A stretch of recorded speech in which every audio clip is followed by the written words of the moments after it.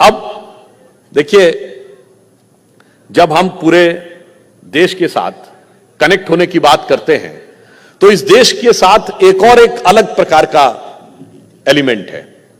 हमने नेशनलिज्म के बारे में समझा। नाउ अब एक बहुत बड़ा हमारे ऊपर एलिगेशन लगता है सेक्युलरिज्म के बारे में। पहले तो मैं ये बताना चाहता हूं आपको कि सेक्युलर वर्ल्ड का मीनिंग आपको पता है? जाके अगर ओरिजिनल मीनिंग डिक्शनरी में सर्च करिएगा तो सेक्युलर वर्ल्ड का ओरिजिनल मीनिंग होता था mundane, related to worldly affairs in contrast to spiritualism.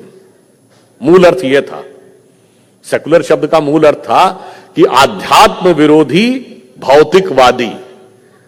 अब बाद में यह कहने का प्रयास करिए जाने लगा जैसे वो पंथ निरपेक्षता की बात कहते हैं, परंतु पहली बात, धर्मनिरपेक्ष शब्द जो प्रयोग किया जाता है यह इस देश के साथ बहुत बड़ा धोखा है।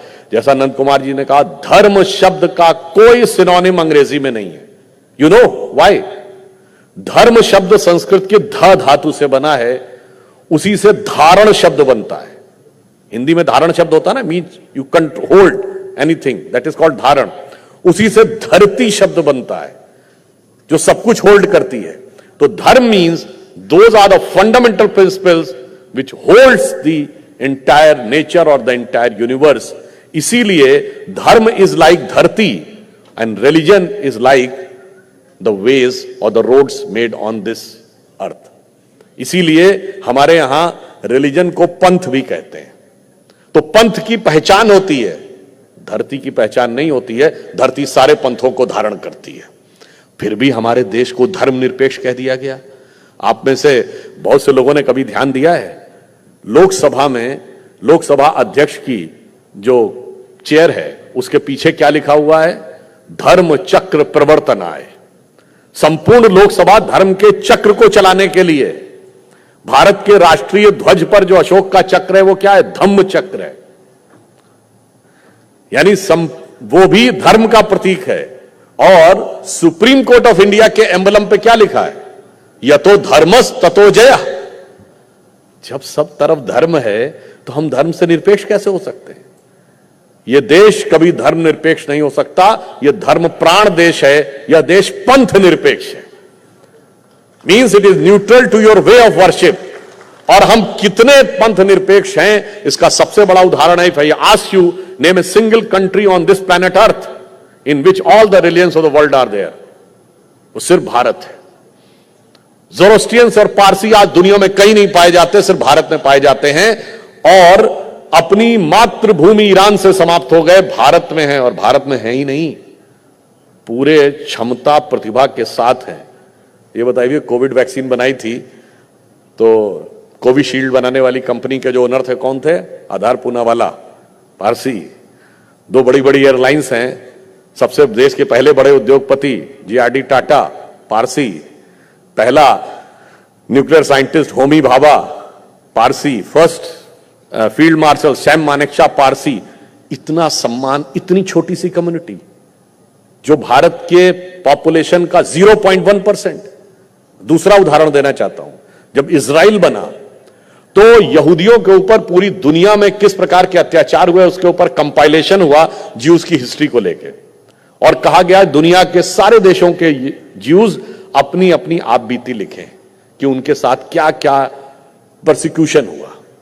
और सिर्फ भारत एक देश था जहां के यहूदियों ने लिखा कि forget about persecution, we never faced any discrimination on being Jews.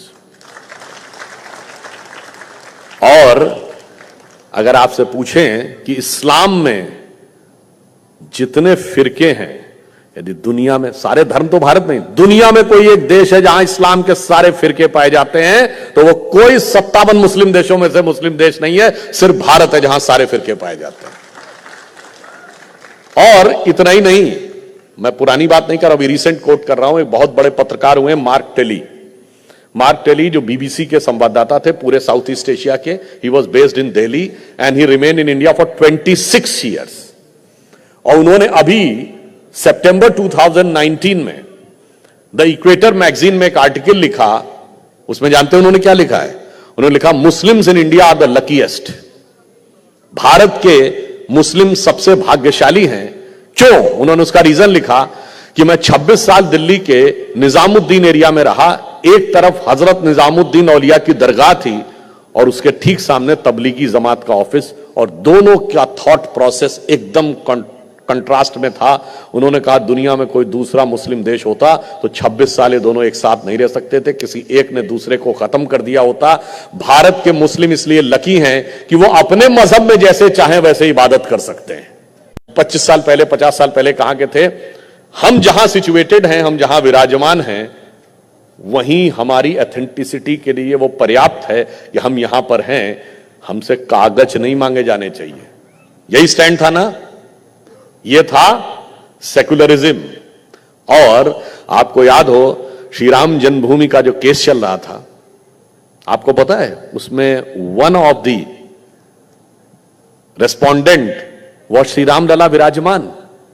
उसमें एक मुद्दई खुद श्री राम लला विराजमान थे, वो अपना मुकदमा खुद लड़ रहे थे, और वही लोग जो कागज अपने लिए दिखाने को तैयार नहीं थे, कह रहे थे कि नहीं, रामलला जहां विराजमान है वो कागज पे तय होगा, और कागज भी अभी का नहीं, 500 साल पुराना भी कागज दिखाना पड़ेगा, अरबी फारसी वाला कागज भी दिखाना पड़ेगा, अंग्रेजी वाला कागज भी दिखाना पड़ेगा।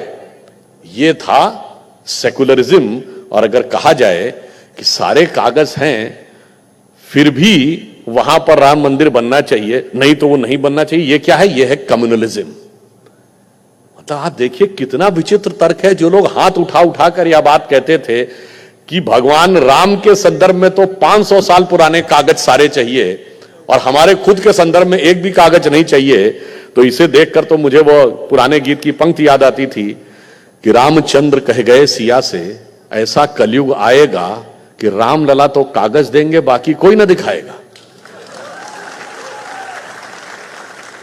अब इतना ही नहीं, यहीं पर उसी सीए को लेकर जब तरुण गोगोई जी की सरकार ने अप्रैल 2014 में प्राइम मिनिस्टर मनमोहन सिंह जी को लेटर लिखा है, उन्होंने बहुत क्लियर कट लिखा था उसमें वर्ड कि सिर्फ हिंदू बौद्ध। इतना ही नहीं, कम्युनिस्ट पार्टी ने केरल में अपने अधिवेशन में प्रस्ताव पारित किया था। यानी जो आपने किया, मनमोहन सिंह जी इसी असम से सांसद थे, उन्होंने जब विपक्ष में थे तब लाल कृष्ण आडवाणी जी जो होम मिनिस्टर थे, उनसे जो रिक्वेस्ट करते हुए सदन ने बोला वो वही बोला एग्जैक्टली।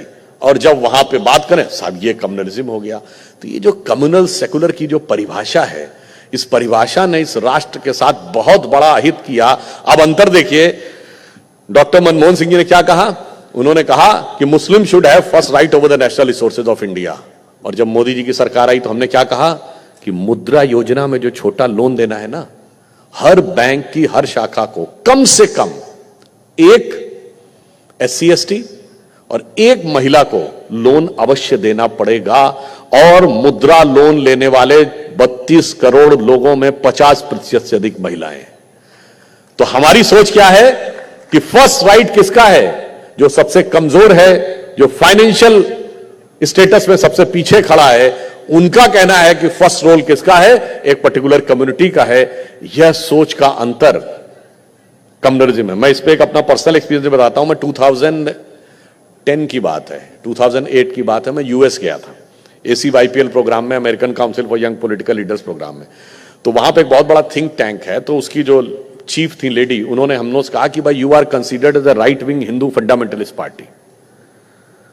तब मैंने उनको कोट करके बताया, मैंने कहा कि प्राइम मिनिस्टर ने यह बोला और हम इसको अपोज करते हैं कि Muslim should have first right over the national resources of India, then we become communal. Then I reminded him when IMDT Act was quashed in 2006, supreme court ने क्वैश किया, और जब हमने कहा कि वो इंप्लीमेंट होना चाहिए, we were considered as communal. If UPA government के बहुत से ऐसे कैबिनेट मिनिस्टर थे जिन्होंने कहा कि all infiltrators should be given citizenship, then I said when we oppose we become communal. तो उनको ये पता ही नहीं था। फिर during the course of discussion उन्होंने अपने सेक्रेटरी से कहा कि इसको चेक करो, और जब तक हम लोगों की मीटिंग खत्म हुई, सौभाग्य से उनके सेक्रेटरी ने कहा यस मैडम, जो बात कह रहे हैं ये सही है। अब बताइए कैसा प्रोजेक्शन वहां पे किया हुआ है और वास्तविकता कितनी है। फिर हमने कहा जहां तक हमारी बात है, मैंने कहा वी आर द पार्टी। जब हम पहली बार पावर में आए 98 से 2004, तब इंडिया आईटी की सुपर पावर बना।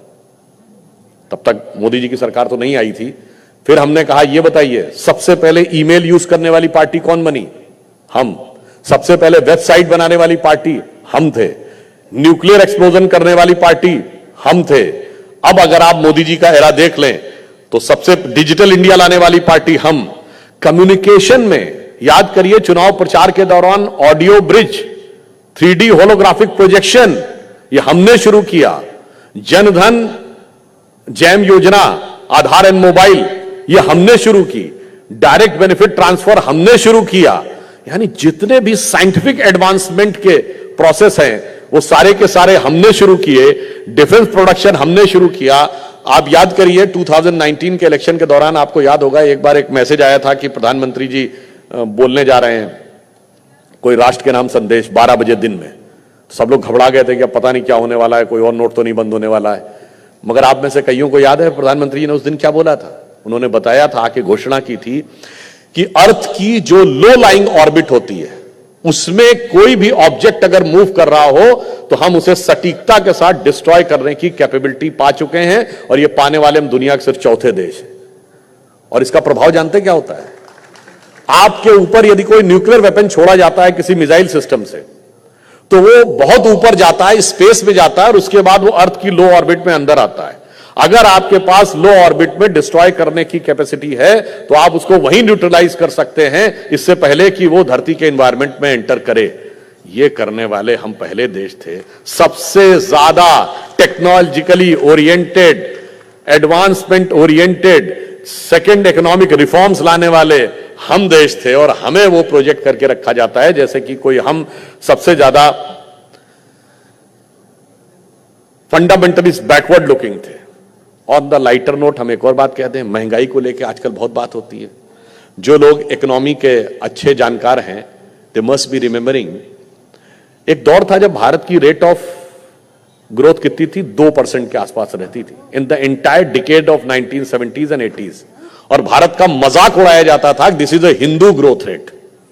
मतलब पूरे इंटरनेशनल लेवल पे कहता भारत इससे ज्यादा बढ़ ही नहीं सकता, 2% से ऊपर कभी ग्रोथ रेट होगी नहीं, because it is called the Hindu rate of growth.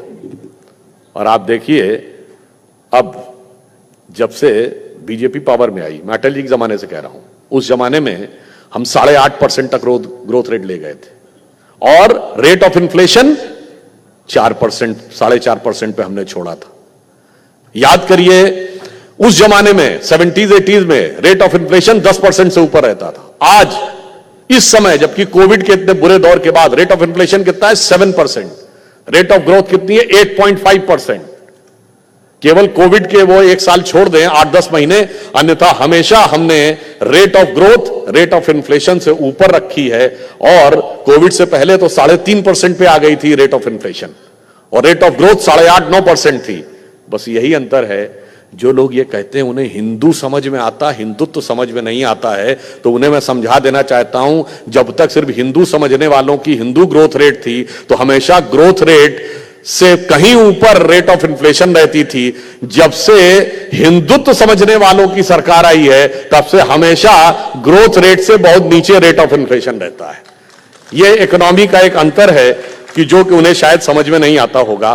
और मैं यहां के लिए यह भी कहना चाहूंगा, जिसका उल्लेख अभी नंद कुमार जी ने किया था, मैं एक घटना और बता दूं आपको, ज्यादा लंबा समय न लेते हुए। जब नेताजी सुभाष चंद्र बोस जी की स्टैचू लगाने का निर्णय हुआ इंडिया गेट पे, तो एक डिबेट में हम थे, और एक प्रसिद्ध एंकर जो आसाम के ही हैं, हिस्ट्री के ऊपर बात होने लगी, तो उन्होंने कहा कि भाई लचित बरफुकन के बारे में भारत की नेशनल हिस्ट्री में क्यों नहीं पढ़ाया जाता, जो इतने बड़े रूलर थे। और तो जानते हैं एक जो लेफ्ट लिबरल, जो मैंने कहा ना एक कॉन्ट्रडिक्टरी जो सेंटेंस है, तो उसकी जो प्रतिनिधि महिला बैठी थी, उन्होंने कहा नहीं, we do not derecognise, we accept Lachit Borphukan and Ahom kings history because this is a part of the regional history of India. Chola empire की बात, this is a part of the regional history of India. तो मैंने उनसे कहा कि आप लोगों के इतिहास में बैटल ऑफ सराय घाट सन 1672 में मुगलों को जिस ढंग से हराने में सफलता हासिल की, और वो समय जानते हैं क्यों महत्वपूर्ण है? आपको पता है मुगल वर्ड अंग्रेजी में भी है, अंग्रेजी में मुगल वर्ड है ना, उसका मतलब क्या होता? बड़ा, ग्रैंड, शानदार। तो उस समय चूंकि जो मुगल एम्पायर था, that was the richest empire in the world, not in India, most powerful empire in the world, और वो अपनी पीक पे था औरंगजेब के जमाने में 1657 से 1707, और यही वो दौर है जब वर्ल्ड की सबसे पावरफुल आर्मी को डिफीट किया और उसे इस क्षेत्र में घुसने नहीं दिया। और वो क्या है? Regional history. गंगा के मैदान के आगे नहीं बढ़ पाई, ब्रह्मपुत्र के और बराक वैली के मैदान में आ नहीं पाए, जिस शक्ति ने रोक दिया वो रीजनल हिस्ट्री है, जिसके बारे में एक बहुत बड़े मुस्लिम सूफी फकीर हुए हैं जिनका नाम है हजरत वलीउल्लाह। थोड़ा सा इसमें उर्दू के वर्ड हैं तो मैं आपको उसमें उसका इंग्लिश ट्रांसलेशन करने का भी प्रयास करूंगा। उन्होंने कहा वो दीने हिजाजी का बेबाक बेड़ा, means when that karwan started from there, निशा जिसका अक्साए आलम में पहुंचा, the flag has been there from throughout the world, न दीना में अटका न मंजिम में टटका, from middle east to Bahrain not stopped anywhere, मुहाजिर हुआ कोई इंसान है जिसका, no man was having audacity to stop that. फिर आगे कहता है किए पे सिपर जिसने सातों समंदर, who has crossed all the 7 Nations of the world, वो डूबा दहाने में गंगा के आकर, and that journey stop after the bank of Ganga. तो मैंने कहा जिसने इतना बड़ा रोक दिया वो है regional history of Assam. Chola राजाओं को पढ़िए जिनका की इंपैक्ट इंडोनेशिया, बाली, मलेशिया तक दिखाई पड़ता है, that is the regional history of Tamil Nadu. Bappa Rawal ने अरब आक्रमणकारियों को टर्की तक खदेड़ दिया था, that is the regional history of Rajasthan. Chhatrapati Shivaji is a regional history of Maharashtra.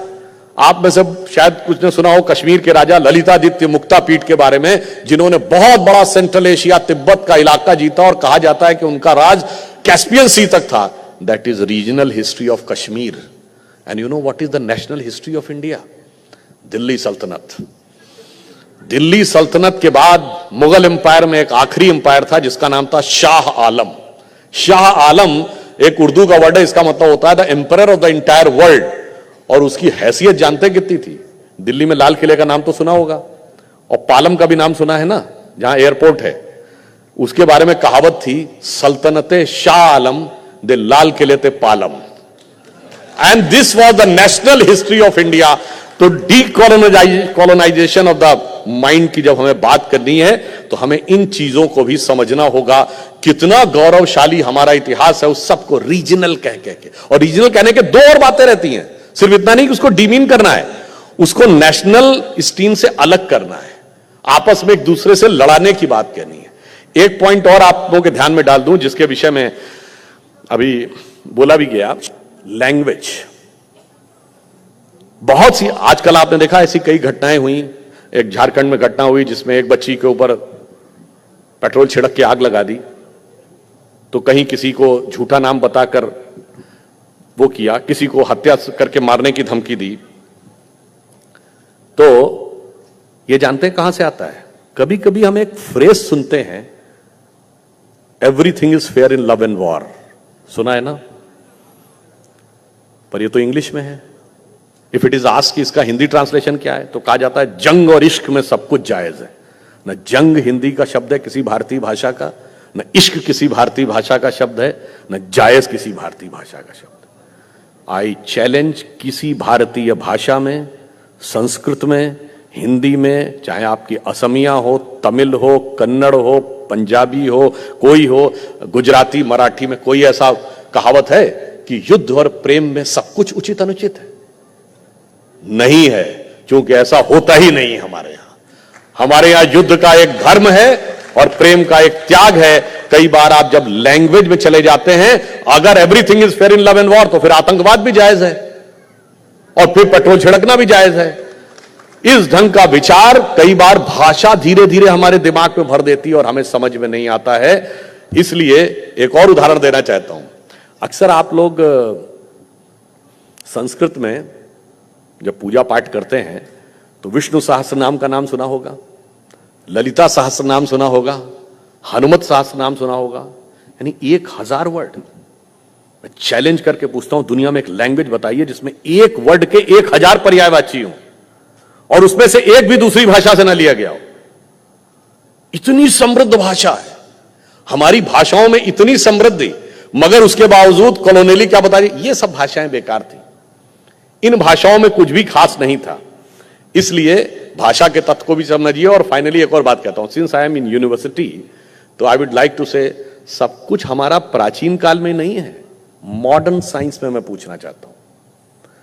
Sir C V Raman got the Nobel prize for physics, तो हम सब ने यही पढ़ा है ना कि he was the first Indian scientist to get the Nobel prize of physics, यही पढ़ा है ना। But it is truth? No, it's half truth. He was not just the first Indian, he was the first non-European, first non-white to get Nobel Prize in any branch of fundamental science. Markovnikov ने wireless का signal भेजा था, जेसी बोस ने तो पहले बना लिया था।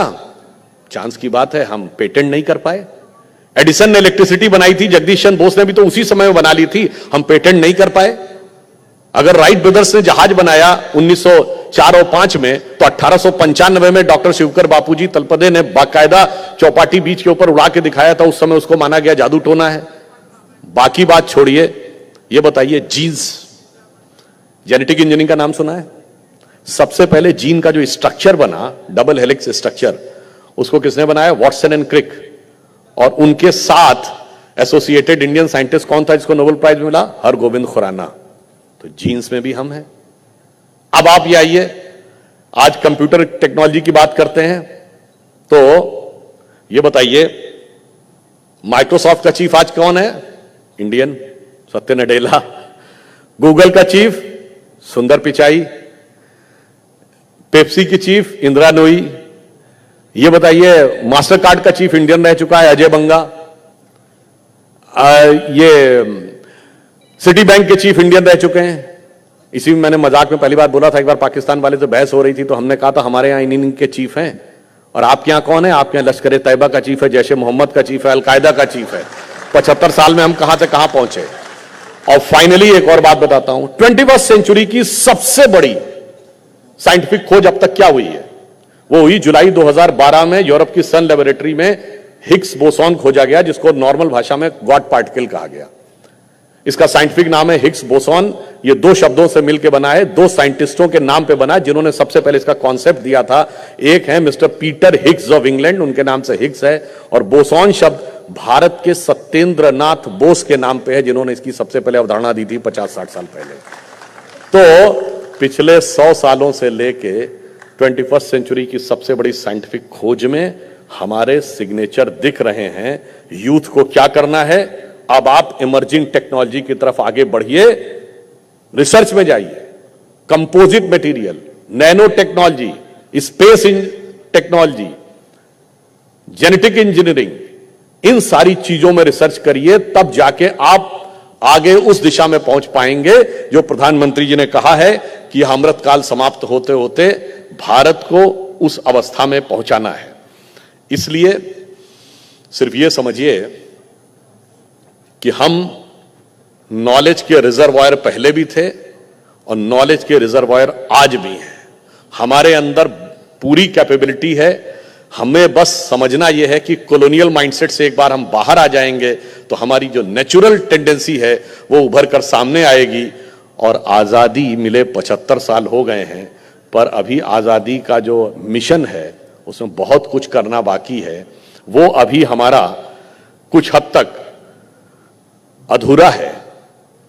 इसलिए मैं ये पंक्ति कहकर विषय को समाप्त करने का प्रयास करता हूं, जो अटल जी ने कहा था कि वह दिन दूर नहीं जब भारत का गौरव पुनः लौटाएंगे और गिलगित से, गिलगित कहां है? पीओके में, गिलगित से गारो पर्वत तक आजादी पर्व मनाएंगे।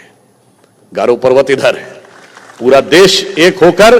उन्होंने कहा था 15 अगस्त का दिन कहता आजादी अभी अधूरी है, सपने सच होने बाकी हैं, रावी की शपथ न पूरी है। रावी के तट के ऊपर 1930 में संकल्प लिया गया था पूर्ण स्वराज्य का, तो 15 अगस्त का दिन कहता आजादी अभी अधूरी है, सपने सच होने बाकी हैं, रावी की शपथ न पूरी है, तो सपनों को सच साबित करने को कमर कसें, बलिदान करें, जो पाया उसमें खो न जाएं, जो खोया उसका ध्यान करें। और finally, we are the youngest nation on earth, ये भी हाफ ट्रूथ है। We are the youngest nation and the oldest civilisation. ये दुनिया में किसी दूसरे देश के पास नहीं है, इसलिए हमारा एक गौरवशाली भूतकाल है और बहुत ही स्वर्णिम भविष्य हमारी प्रतीक्षा कर रहा है।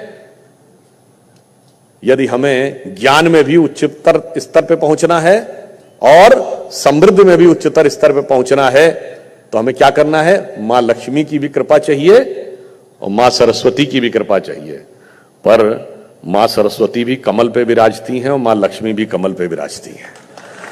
तो इसलिए जितना हम इसका ध्यान रखेंगे, तो ये आप तय मानिए कि नियति ने आप भविष्य तय कर दिया है। एक बिंदु और कह दूं जाते जाते, क्योंकि युवा पीढ़ी है और 21st सेंचुरी की बात होती है, यह बताइए 1 जनवरी 1901 को इस देश में जब सूरज उगा तो इस पूरे देश में किसकी सरकार थी? अंग्रेज की। 1 जनवरी 1951 को किसकी सरकार थी पूरे देश में? कांग्रेस की। और 1 जनवरी सन 2001 को जब 21वीं सदी के पहले सूरज की पहली किरण इस धरती पर पड़ी तो इस देश में किसकी सरकार थी? अटल जी के नेतृत्व में भारतीय जनता पार्टी की। और 2001 में ही मोदी जी का पदार्पण हुआ था राजनीति में। अगला दशक आते आते 2010 के दशक में स्पष्ट बहुमत की भाजपा की सरकार थी। इसका अर्थ क्या हुआ? 19वीं सदी अंग्रेज की थी, 20वीं सदी कांग्रेस की थी और 21वीं सदी भारतीय जनता पार्टी की है। तो मैं फिर यह कहते हुए कि बस ईशान कोण से शुरू करिए, सब शुभता के साथ हम विश्व में उठकर खड़े होंगे, किसी को दबाने के लिए नहीं, किसी को झुकाने के लिए नहीं, विश्व को प्रेरणा देने के लिए। इसलिए हम सुपर पावर बनने के लिए नहीं आए हैं, हम इकोनॉमिक सुपर पावर बनने के लिए नहीं खड़े हो रहे हैं, हम जगत गुरु बनने के लिए खड़े हो रहे हैं। Because the power dominates and Guru motivates.